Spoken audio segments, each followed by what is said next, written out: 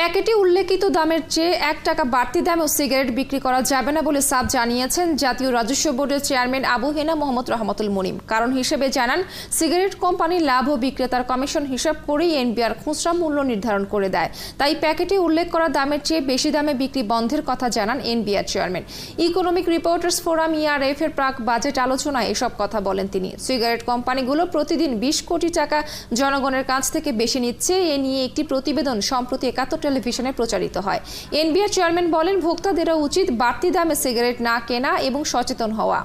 এ বিষয়ে বাজার তদারকিতে ভোক্তা সংরক্ষণ অধিদপ্তর সহ সংশ্লিষ্ট দপ্তরকে চিঠি দেওয়া হবে বলেও জানান তিনি।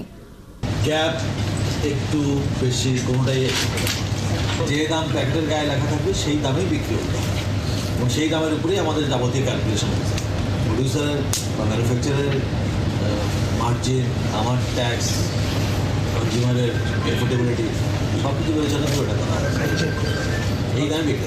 সেটা হলে বাজারে এই দামে বিক্রি হচ্ছে না, যে সেটা এখন কে দেখবে? আমি পারি আমার ম্যানুফ্যাকচারকে, যার সাথে আমার কন্ডিশন, তাকে বলতে পারি